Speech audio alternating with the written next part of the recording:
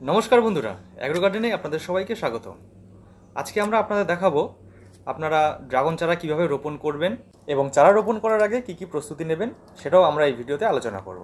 এখন ভিডিওতে আপনারা দেখতে পাচ্ছেন আমরা আমাদের বাগানের প্রায় 3.5 বছরের পুরনো ড্রাগন গাছগুলি কেটে ফেলে দিচ্ছি। এর কারণও আমরা আপনাদের সাথে আলোচনা করব, যাতে একই ভুল আপনারা আপনাদের বাগানে কেউ না করেন এবং বিশেষ করে যারা নতুন করে ড্রাগন চাষ করবেন তাদেরও যাতে এরকম সমস্যার সম্মুখীন না হতে হয় সেটাও আমরা আলোচনা করব। ড্রাগন গাছের এই যে জাতটি যেগুলি আমরা আমাদের বাগান থেকে কেটে ফেলে দিচ্ছি, এগুলি আমরা 2020 সালের জুন মাসে রানাঘাটের এক নার্সারি থেকে সংগ্রহ করেছিলাম। এই জাতটির প্রধান সমস্যাগুলি হলো এর ফলের সাইজ খুবই ছোট এবং এই গাছে ফাঙ্গাস এবং অন্যান্য রোগ সংক্রমণের হার খুবই বেশি। তাই আমরা এই গাছগুলিকে কেটে আমাদের বাগান থেকে ফেলে দিচ্ছি এবং এর পরিবর্তে আমরা এখানে নতুন ভালো ভ্যারাইটির ড্রাগন চারা বসাবো। সুতরাং বন্ধুরা, সঠিক ভ্যারাইটি এবং প্রপার গাইডেন্স না পাওয়ার জন্য আমাদের বাগানে যে ভুলগুলি আমরা করেছিলাম, আশা করি সেই ভুলগুলি আপনারা করবেন না এবং ড্রাগন ফলের চাষ করার আগে আপনারা অতি অবশ্যই কোনো ফার্ম ভিজিট করবেন এবং সেখান থেকে প্রপার গাইডেন্স নিয়ে তারপরেই কিন্তু আপনারা ড্রাগন ফলের চাষ শুরু করবেন। ড্রাগন ফলের চাষের ক্ষেত্রে আপনারা চিরাচরিত পিলারিং পদ্ধতি বা অত্যাধুনিক ট্রেলিস সিস্টেম উভয় পদ্ধতিতেই চারা লাগাতে পারেন এবং এর জন্য আপনারা 6 ফুটের পিলার নেবেন এবং সেই পিলারের 1.5 ফুট আপনারা মাটির মধ্যে পুঁতে দেবেন এবং এরপরে আপনারা পিলারটিকে সেন্টার করে 4 ফুট চওড়া একটি বেড বানাতে পারেন বা 4 ফুট ব্যাসের একটি রিং তৈরি করে সেই বেড বা রিংটি মাটি, জৈব সার, ফসফেট সার এবং চুন মিশিয়ে 1 ফুট উঁচু করে দেবেন। ড্রাগন গাছের শিকড় যেহেতু ডিপ রুটেড নয় এবং গুচ্ছমূল, তাই এর জন্য মাটির নিচে গর্ত করে সার দেওয়ার প্রয়োজন নেই। পিলার পদ্ধতিতে ড্রাগন চাষ করার জন্য প্রতি পিলারে আমরা 10 থেকে 15 কেজি জৈব সার, 200 থেকে 300 গ্রাম ফসফেট সার এবং 200 থেকে 250 গ্রাম চুন মাটির সাথে মিশিয়ে দেব।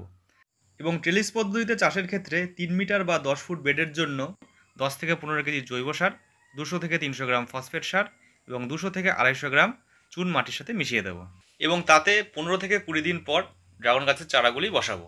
যেহেতু আমাদের প্রতিটি পিলারের গোড়ায় যথেষ্ট পরিমাণে জৈব সার রয়েছে, তাই আমরা এখন যে চারা গাছগুলি বসাবো তার জন্য আলাদা করে জৈব সার দেবো না।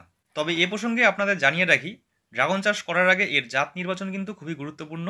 তাই আপনারা এর জাত নির্বাচনের ক্ষেত্রে যে প্যারামিটারগুলোর দিকে খেয়াল রাখবেন সেগুলি হলো ফলের শ্বাস বা ফ্লেশের রং। সাধারণত লাল, গোলাপি এবং সাদা এই 3টি শ্বাসযুক্ত ড্রাগন ফল পাওয়া যায় এবং মার্কেটে রেড এবং পিঙ্ক এই দুটি ভ্যারাইটির ড্রাগন ফ্রুটের ডিমান্ডই সবচেয়ে বেশি। তবে ড্রাগন ফল চাষ করার আগে আপনারা অবশ্যই মার্কেটেও একবার সার্ভে করে নেবেন যে স্থানীয় বাজারে কোন রঙের ড্রাগন ফলের চাহিদা সবচেয়ে বেশি। এর সাথে আপনারা দেখে নেবেন জাতটি সেলফ পলিনেটিং না ক্রস পলিনেটিং। সেক্ষেত্রে আপনারা অবশ্যই সেলফ পলিনেটিং ভ্যারাইটিকে চুজ করবেন। পাশাপাশি আপনারা জাতটির ফলের গড় ওজনের দিকেও খেয়াল রাখবেন। ফলের ওজন 250 গ্রামের নিচে হলে সেক্ষেত্রে বিক্রি করার ক্ষেত্রে সমস্যা দেখা দিতে পারে। তাই সবচেয়ে ভালো হয় ফলের গড় ওজন যদি 300 গ্রাম থেকে 600 গ্রামের মধ্যে হয়। এর সাথে আপনারা জাতটির মোট ফলন, বৃদ্ধির ধরন, মিষ্টতা এবং রোগ জীবাণু প্রতিরোধী কিনা সেগুলোও খেয়াল রাখবেন এবং এর সাথে আপনারা অতি অবশ্যই ফলের সেলফ লাইফ এই ব্যাপারটিও দেখে নেবেন, কারণ ফলের সেলফ লাইফ যত বেশি ভালো হবে তত দূরে আপনারা ফলটিকে ট্রান্সপোর্ট করতে পারবেন এবং সেক্ষেত্রে লাভের পরিমাণও বাড়বে। তো চলুন এবার আমরা দেখে নিই আমরা আমাদের বাগানে চারা কীভাবে বসাবো। চারাগুলিকে আমরা কখনোই সরাসরি মাটিতে বসাবো না। চারা বসানোর জন্য আপনারা ভার্মি কম্পোস্ট, জৈব সার বা কোকোপিট ব্যবহার করতে পারেন।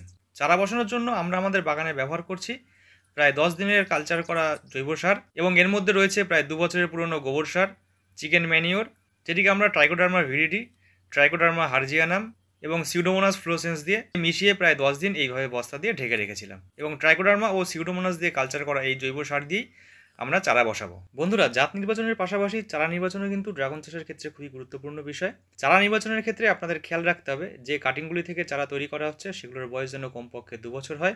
চারা বা কাটিংগুলির দৈর্ঘ্য যেন 10 থেকে 15 ইঞ্চি হয়। চারা বা কাটিংগুলি যাতে সুস্থ সবল, সোজা এবং রোগ জীবাণুমুক্ত হয় এবং এতে যেন যথেষ্ট পরিমাণ কাটা থাকে, কারণ এই কাটাগুলি থেকেই পরবর্তীকালে নতুন ব্রাঞ্চ বার হবে।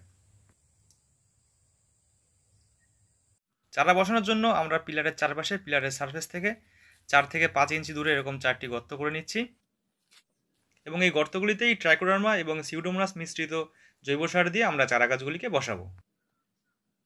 চারা গাছ বসানোর ক্ষেত্রে আপনাদের খেয়াল রাখতে হবে ড্রাগন গাছের যে এই ফ্ল্যাট সারফেসটি রয়েছে এই ফ্ল্যাট সারফেসটিকেই আমরা পিলারের সারফেসের দিক করে রাখবো।